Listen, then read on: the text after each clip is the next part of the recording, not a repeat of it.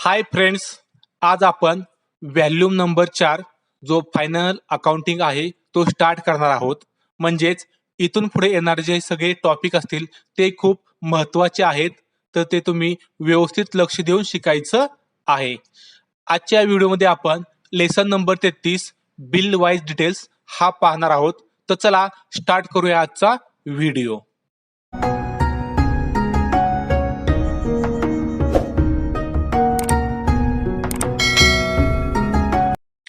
पहिल्यांदा आपण bill wise डिटेल्सची definition पाहून घेऊया. ती अशी आहे: वाउचर एंट्री तयार करत असताना संबंधित बिलाचे बिल नंबर आणि रेफरन्स नंबरची डिटेल्स वाउचर एंट्रीमध्ये भरणे यास बिल वाईज डिटेल्स असे म्हणतात.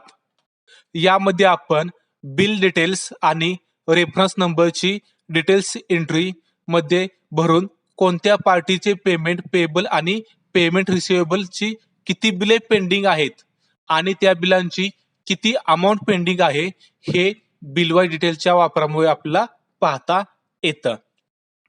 इथं डेफिनेशन मध्ये बघा दिलंय, स्टार्टला काय दिलंय की यामध्ये आपण काय करतो म्हणजे यूज कसा करतो, आणि इथं काय दिलंय ते यूज केल्यामुळं आपल्याला त्याचा फायदा काय होतो तो. जसं की इथं सांगितलंय बघा, ज्यावेळेस आपण वाउचर एंट्री करत असेल त्यावेळेस काय करायचं, कोणतंही बिल असेल किंवा तो बिलाचा रेफरन्स नंबर असेल त्याची वाउचर एंट्री करत असताना डिटेल जी आहे ती वाउचर एंट्री मध्ये भरायची. याला काय म्हणतो आपण, बिल वाईज डिटेल्स. आणि हे भरल्यानंतर काय होतं तर आपल्याला कुठल्याही पार्टीची पेमेंट पेबल आणि पेमेंट रिसिवेबलची किती बिले पेंडिंग आहेत आणि त्या बिलांची किती अमाऊंट पेंडिंग आहे हे समजतं. पेमेंट पेबल म्हणजेच काय, आपल्याला किती पैसे द्यायचे किंवा किती पेमेंटची बिलं पेंडिंग आहेत, पेमेंट पेड करायचे आहे. रिसिवेबल म्हणजे काय, आपल्या किती बिलं येणार आहेत किंवा आपल्याला किती पैसे मिळणार आहेत ते रिसिवेबल मध्ये येतं. आपण जे ट्रायल बॅलन्स सोडवले होते त्यामध्ये हे पाहिलं होतं. त्यानंतर आपल्या कोणत्या पार्टीची किती बिलं पेंडिंग आहेत, त्याची अमाऊंट किती आहे हेही काय होतं बिल वाईज डिटेलच्या वापरामुळे आपल्या रिपोर्टमध्ये पाहता येतं. ते आपण पाहायला शिकणार आहोत. आता यामध्ये बघा सगळ्यात महत्वाचं असतात टाईप ऑफ रेफरन्स. म्हणजेच काय, फक्त बिल नंबर यूज न करता आपण त्या बिलाचा रेफरन्स नंबर म्हणजेच काय बिलाचा नंबर पण आपण द्यायला आज शिकणार आहोत. तर इथं बघा टोटल 4 रेफरन्स आहेत. पहिला आहे न्यू रेफरन्स. ज्यावेळी आपण नवीन बिल देतो किंवा घेतो त्यावेळेस न्यू रेफरन्स वापरतात. परचेस आणि सेल्स वाउचरला न्यू रेफरन्स वापरतात, कारण परचेस करताना आपण न्यू बिल घेतो तर सेल्स करताना आपण न्यू बिल देतो. बघा इथं काय दिलंय की ज्या वेळेस आपण काय करतो नवीन बिल यूज करतो, मग ते देत असेल किंवा घेत असेल त्यावेळेस काय करतो आपण न्यू रेफरन्स वापरतो, कारण न्यू म्हणजे काय नवीन बिल. आता हे शक्यतो कधी वापरलं जातं, परचेस आणि सेल्स वाउचरला. का तर परचेस करताना काय करतो आपण बिल घेतो आणि सेल्स करताना बिल काय करतो देतो. त्यानंतर दुसरा आहे तो अगेन्स्ट रेफरन्स. जसं सॉफ्टवेअरमध्ये नाव AGST एवढंच असतं, अगेन्स्ट अख्खा शब्द नसतो. अगेन्स्ट म्हणजे च्या बदल्यात, म्हणजेच कोणत्याही बिलाच्या अगेन्स्ट पेमेंट देताना किंवा घेताना अगेन्स्ट रेफरन्स वापरतात. जास्त करून पेमेंट आणि रिसिप्ट वाउचरला अगेन्स्ट रेफरन्स वापरतात, कारण परचेसच्या अगेन्स्ट आपण पेमेंट करतो तर सेलच्या अगेन्स्ट आपण पैसे रिसिव्ह करतो. बघा म्हणजेच काय, अगेन्स्ट म्हणजे काय च्या बदल्यात, कोणत्याही एखाद्या गोष्टीच्या बदल्यात असेल. जसं की कोणत्याही बिलाच्या बदल्यात काय करत असेल आपण पैसे देत असो किंवा पैसे घेत असो तर काय करतो अगेन्स्ट रेफरन्स वापरतो. आता जास्त करून काय होतं तर पेमेंट देताना आपण काय करतो, जे पैसे जे आपण परचेस केले त्याच्या अगेन्स्ट काय करतो पेमेंट देतो, किंवा जे सेल्स केले त्याच्या अगेन्स्ट पैसे घेतो. म्हणजे पेमेंट आणि रिसिप्टला काय करतो जास्त करून तो यूज करतो. बाकी काय काय ठिकाणी आपण जनरल वाउचर सुद्धा काय काय वेळेस यूज होतो, पण शक्यतो जास्त करून काय होतो पेमेंट आणि रिसिप्ट वाउचरलाच हा यूज होतो. त्यानंतर तिसरा आहे ऍडव्हान्स रेफरन्स. ऍडव्हान्स रेफरन्स म्हणजे काय, जर आपण ऍडव्हान्स मध्ये पैसे दिले असतील किंवा ऍडव्हान्स मध्ये पैसे घेतले असतील तर वाउचर एंट्री करताना ऍडव्हान्स रेफरन्स वापरतात. बघा आपण एखाद्या पार्टीला आपण ऍडव्हान्स मध्ये पैसे दिले असतील, समजा आपण त्याच्याकडून परचेस करणार असेल तर, किंवा आपण त्यांना काय विकणार असेल तर त्याच्याकडून आपण काय करतो ऍडव्हान्स घेतो. परचेस करणार असेल तर आपण त्यांना ऍडव्हान्स देतो. अशा वेळेस जर ऍडव्हान्स मध्ये पैसे दिले असतील घेतले असतील तर काय करतो आपण ऍडव्हान्स रेफरन्स यूज करतो. त्यानंतर 14 येतो ऑन अकाउंट. हा जरा अवघड आहे, व्यवस्थित लक्ष देऊन हे बघायचं आहे आणि ऐकायचं आहे. ऑन अकाउंट म्हणजे काय तर ऑन अकाउंट हे काही विशिष्ट कंडिशन मध्ये वापरला जातो. पार्टीकडून आलेले पैसे किंवा दिलेले पैसे कोणत्या बिलाचे आहेत हे माहिती नसेल तर ऑन अकाउंट वापरतात. तसेच चेक बाउन्स नंतरची एंट्री असेल, पार्टीच्या पेनल्टीच्या अमाऊंटची एंट्री असेल, पार्टीच्या इंटरेस्टची एंट्री असेल, यासारख्या एंट्री सुद्धा ऑन अकाउंट वापरतात. म्हणजेच काय तर बघा, आपला एखाद्या पार्टीकडून पैसे आले असतील, समजा मी फोन पे, गुगल पे, युपीआय यासारखे यूज करत असेल, मग फोन पेने पैसे आले असतील, गुगल पेने पैसे आले असतील, तर ते आपल्या कोणत्या बिलाच्या आगेच पैसे आले हे असतं का आपल्याकडं? नसतं. कधी कधी इन्फॉर्मेशन नसेल, म्हणजेच बिलाची जर इन्फॉर्मेशन नसेल, कोणत्या बिलांच्या आगेच पैसे आलेत किंवा दिलेत हे माहित नसेल, तर आपण काय करतो, तो जो एंट्री करताना ऑन अकाउंट रेफरन्स वापरतो. अजून कधी येतो हा रेफरन्स? जर समजा चेक बाउन्स झाला असेल, पहिल्यांदा चेक मिळाला, मी त्याची एंट्री रिसिप्टला केली, पण त्यानंतर चेक बाउन्स झाला म्हणजे मला काय आलं, ते पैसे मिळालेच नाहीत. मग अशा वेळेस आपण ते त्याच्या अकाउंटवर काय करतो, डेबिट टाकतो. अशा वेळेस किंवा एखाद्या पार्टीला आपल्याला पेमेंट लेट केला असेल तर त्याला आपण पेनल्टी लावतो किंवा त्याच्याकडून आपण इंटरेस्ट वसूल करतो. याचे जे एंट्री असतात याला काय करतो आपण, ऑन अकाउंट हा रेफरन्स वापरतो. त्यानंतर इथं बघा अजून एक कंडिशन दिली, एकदा वाचा तुम्ही पण.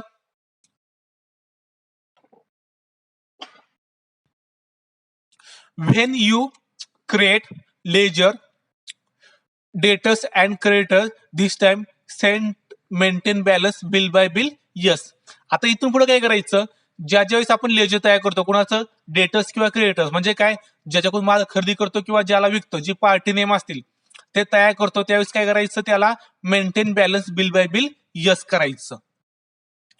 आता तिथे बघा एक ऍक्टिव्हेशन दिलंय आणि एक रिपोर्ट दिलाय बिल वाईज डिटेल्सचा. तुम्हाला आता डेफिनेशन समजले असतील. मग आता आपण काय करूया, हे ऍक्टिव्हेशन जे आहे ते आणि रिपोर्ट आहे ते सॉफ्टवेअरमध्ये कसं करायचे, यूज करायचे, हे एक्झाम्पल कसे सोडवायचे ते प्रॅक्टिकली बघूया. तर त्यासाठी पहिल्यांदा काय करायचं, टॅली प्राईमचं सॉफ्टवेअर ओपन करायचं. सेम रेग्युलर नेम प्रमाणे आपलं कंटिन्यू इन एज्युकेशन मोड. इथं नवीन कंपनी क्रिएट करायची. Top menu, company, create. कंपनीला नाव द्यायचं बिल वाईज डिटेल्स. सेम इथं घ्यायचं महाराष्ट्र. आता इथं बघा मेंटेन अकाउंटच्या खाली जे दिसतो ऑप्शन तो काय, इनेबल बिल वाईज एंट्री. हे बाय डिफॉल्ट काय असतं, इथं येस असतं. हे आता आपण काय करायचो, नो करायचो. पण आता काय करायचं, इथून पुढे हे काय करायचं, यस ठेवायचं. काय यस ठेवायचं, तर आपला बिल वाईज डिटेलचं हे ऍक्टिव्हेशन आहे. जर बिल वाईज डिटेल आपल्याला यूज करायचं असेल तर काय करायला लागतं, हे आपल्याला यस ठेवावं लागतं. जर समजा तुमची आधीपासून कंपनी क्रिएट केली असेल आणि त्याला तुम्ही जर हे नो ठेवलं असेल तर तुम्ही काय करायचं आहे, सिंपल F11 प्रेस करायचं आहे. F11 प्रेस केलं की तुम्हाला ही स्क्रीन दिसेल. इथं तुम्ही येऊन काय करू शकता, enable bill wise entry yes करू शकता. जर इथं दिसत नसेल F11 दाबून सुद्धा तर काय करायचं, शो मोर फीचर्स यस करायचं. त्यानंतर तुम्हाला ही स्क्रीन काय होईल, दाखवली जाईल. आणि जर तुम्ही नवीन कंपनी क्रिएट करत असाल तर इथं बाय डिफॉल्ट हे दाखवतं आणि हे यसच असतं. हे आहे असं यस ठेवायचं इथून पुढं. त्यानंतर मेंटेन इन्व्हेंटरी यस. त्यानंतर हे नो करायचं, हे बाकी सगळं नो करायचं. आता आपली कंपनी क्रिएट झालेली आहे. आता इथं काय करायची, जुनी कंपनी आपल्याला बंद करायची. Same top menu, company, shut company, जुनी कंपनी सिलेक्ट करायची. जुनी कंपनी काय आपली आता बंद झाली आहे. बघा इथं मी दाखवतो, तुम्ही जर ऍक्टिव्हेशन केलं नसेल किंवा आधी कंपनी क्रिएट केलेली आहे, तुमचं ते बिल वाईज एंट्री जे होतं ते नो असेल तर काय करायचं, कीबोर्डनं F11 प्रेस करायचं. सेम ही आहे जी स्क्रीन ओपन होते, इथं तुम्ही काय करू शकता, यस करू शकता. त्यानंतर आता बघूया आपण बिल वाईज डिटेलचं ऍक्टिव्हेशन. इथे तुम्हाला ऍक्टिव्हेशन करायचं आहे. हे बाय डिफॉल्ट तुमचं जे ऍक्टिव्हेशन आहे हे बऱ्यापैकी जास्त करून यस म्हणजे ऑटोमॅटिक काय केलं असतं, ऍक्टिव्ह केलेलंच असतं. हे तुम्ही चेक करायचं एकदा, नसेल तर करून घ्यायचं. काय दिलं ऍक्टिव्हेशन बघा, gateway of Tally. Same gateway of tally. त्यानंतर वाउचर, वाउचर मध्ये यायचं. वाउचर मध्ये आल्यानंतर काय करायचं, F12. आता इथं बघा परचेस किंवा सेल्स वाउचर असेल तर स्क्रीन वेगळी येते आणि बाकीचे वाउचर असतील तर स्क्रीन वेगळी येते. जसं की मी तर F12 प्रेस केलं ही अशी स्क्रीन आली बघा. आणि ज्यावेळेस माझ्याकडे परचेस किंवा सेल्स वाउचर असेल त्यावेळेस मी F12 केलं की अशी स्क्रीन येते. दोन्हीमध्ये सुद्धा ऑप्शन सेम असतो. इथं बघा दिलाय use default bill wise details for bill allocation. हे काय करायचं, यसचं नो करायचं. हे नोचं यस करायचं नाही. याचा अर्थ काय होतो, तुम्ही जर यस केलं तर काय होतं, ते डिफॉल्ट बिल वाईज डिटेल्सचं काय घेतं, ऑटोमॅटिक बिल नंबर जनरेट करतं. त्यामुळे तुम्ही काय करायचं, तर मॅन्युअल देण्यासाठी तर काय करायचं, नो करायचं. हे नो करायचं, येस असेल तर, आणि एंटर करत येऊन हे ऍक्सेप्ट करायचं. हे झालं माझं ऍक्टिव्हेशन कम्प्लीट. आता ऍक्टिव्हेशन केल्यानंतर काय करायचं, रिपोर्ट बघायच्या आधी आपण हे एक एक्झाम्पल सोडून बघूया, म्हणजे तुम्हाला प्रॅक्टिकल कसे रेफरन्स यूज करायचे हे समजून जाईल. बघा, पहिली काय एंट्री आहे, purchase following item from Ram sport. Ram sport कोण काय केलं, परचेस केलंय, म्हणजे कोणता वाउचर येणार, purchase voucher. Enter button press करायचं, एंटर करायचं, पार्टी नेम तयार नाहीये, create Ram sport under group sundry creditor. बघा आता इथे विचारतंय maintain balance bill by bill, हे काय करायचं, यस करायचं. याच्या आधी आपण काय करायचं, हे नो करायचं. आता इथे काय करणार मी, यस. त्यानंतर इथे विचारतंय डिफॉल्ट क्रेडिट पिरियड. याचा अर्थ काय होतो, की मी जेव्हा जेव्हा रामकडून परचेस करेन तेव्हा तेव्हा तो किती दिवसानंतर मला पैसे येणार, किंवा त्याचा क्रेडिट पिरियड असेल तो किती दिवसांचा असेल. इथं आपण जर अमाऊंट इथं टाकून ठेवलं काय 5 days 10 days, जसं की तुम्ही 10 टाईप केलं 10 days येतं. असं जर टाकून ठेवलं तर याचा अर्थ काय होतो, जेव्हा जेव्हा मी परचेस करेन तेव्हा तेव्हा त्या दिवसानंतर तिथे मला काय येणार, त्या बिलाचं पेमेंट येणार आहे. इथं आपण आता हे ब्लँक ठेवूया, एंटर करायचं, ऍक्सेप्ट. त्यानंतर हे आहे असं ऍक्सेप्ट करून घ्यायचं. परचेस लेजर तयार नाहीये, create purchase under purchase account. बघा इथं पहिला स्टॉक आयटम आहे बॅट, तयार नाहीये, अल्ट सी, क्रिएट. नाव घ्यायचं बॅट.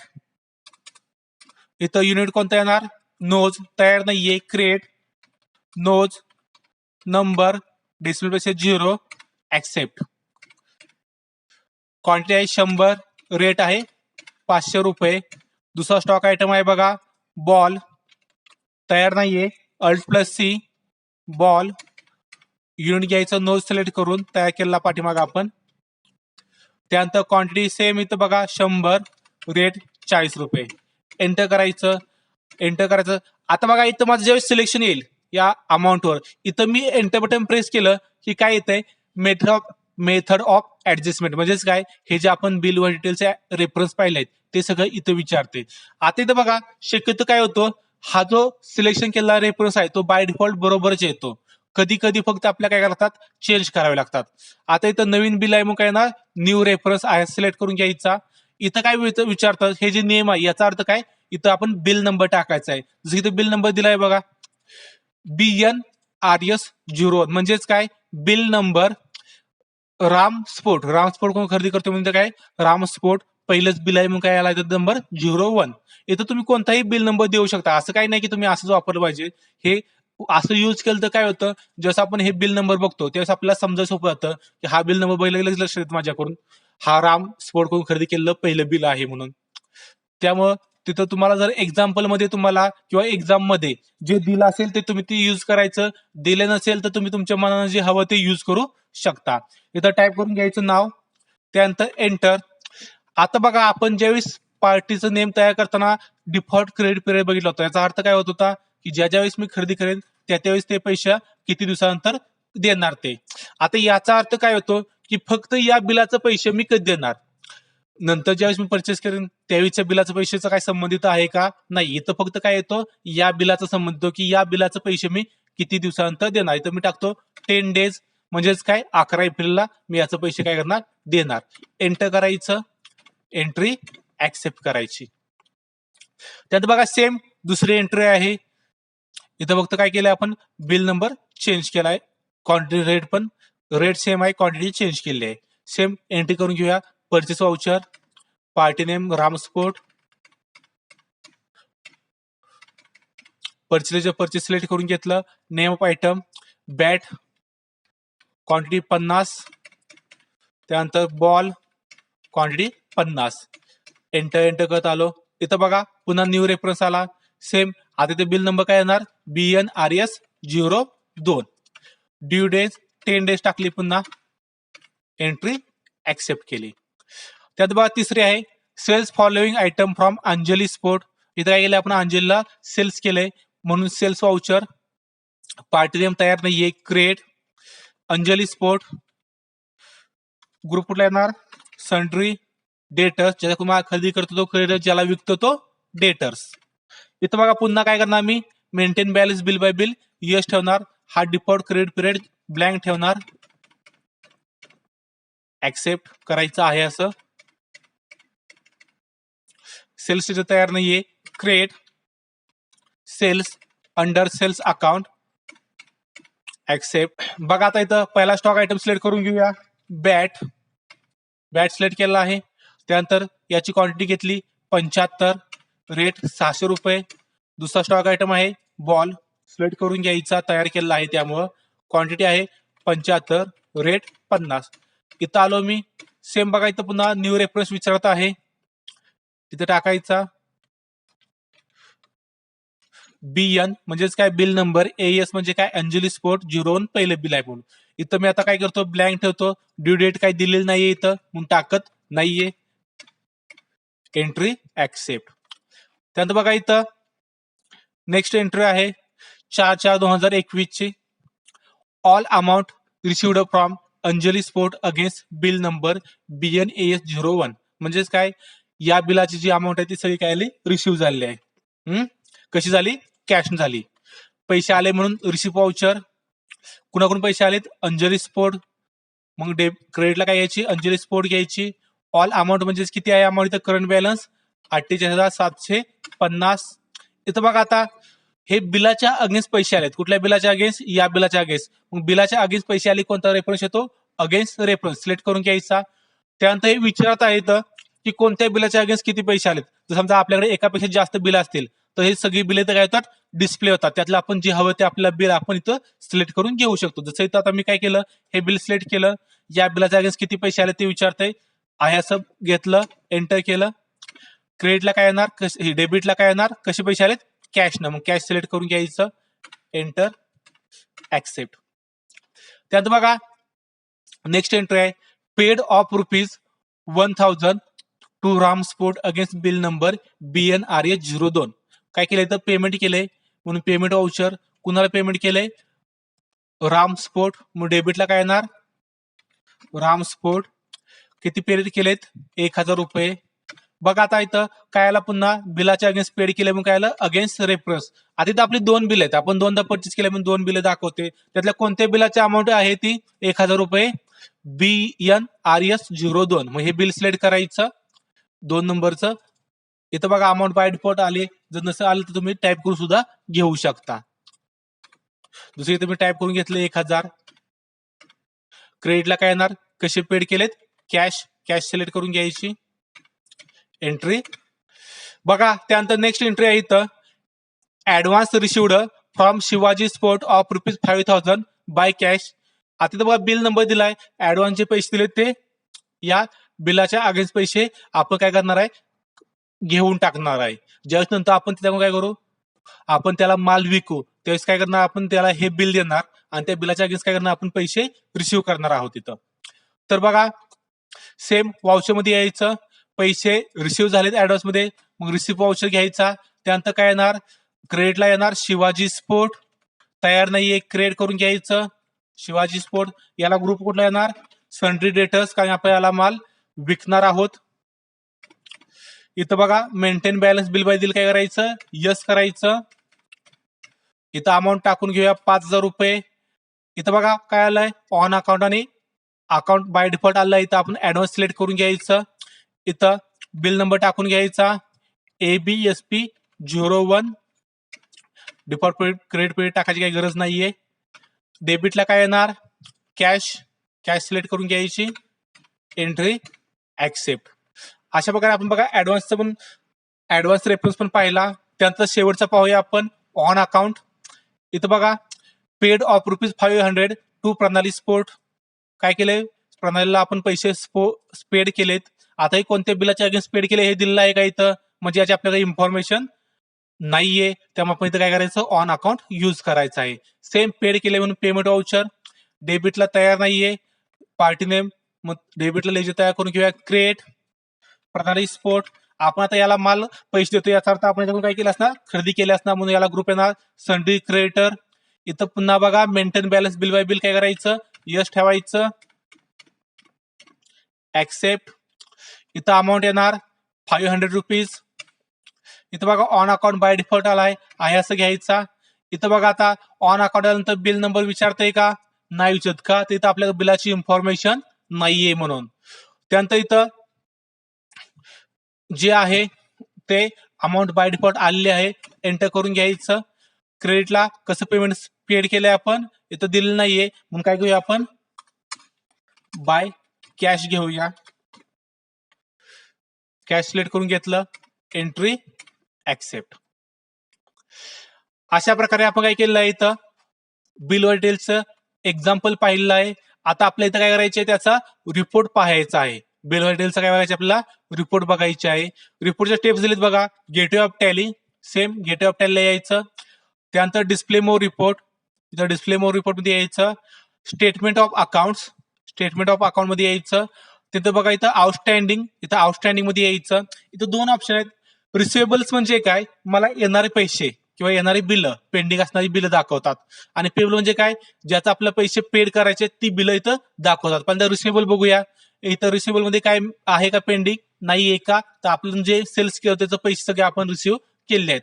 पण इथं ज्यावेळेस तुम्ही पेबल मध्ये जाचाल तर इथं बघा, इथं तुम्हाला किती बिलं पेंडिंग दाखवतात, 3 बिलं पेंडिंग दाखवतात. का पेंडिंग दाखवतात, ही जर पहिली 2 बिलं आहेत याचा अर्थ काय होतो, यांच्याकडून आपल्याला पैसे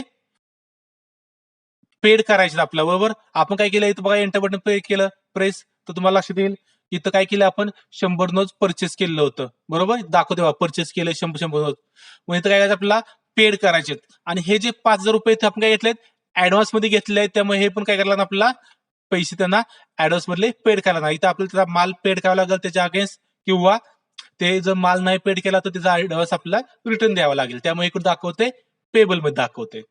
अशा प्रकारे इथून आपण एका पार्टीची किती बिल आहेत किंवा किती पेंडिंग अमाऊंट आहे बिलांची, टोटल बिल किती पेंडिंग आहेत, हे सगळं इथून आपण बघू शकतो. अशा प्रकारे आजच्या व्हिडिओमध्ये आपण बिल बाय डिटेल्स पाहिले आहे, त्याचे कोणते रेफरन्स कधी यूज होतात हेही पाहिलं आहे. थँक्यू. या व्हिडिओबद्दल किंवा टॅली प्राईम कोर्स बद्दल तुम्हाला काही शंका असेल, अडचण असेल तर ती तुम्ही कमेंट बॉक्समध्ये मांडू शकता, त्याचं उत्तर मी नक्की देईन. तसेच हा व्हिडिओ आवडला तर लाईक करा, शेअर करा आणि आमचे नवीन नवीन व्हिडिओ पाहण्यासाठी या चॅनलला लगेच सबस्क्राईब करा.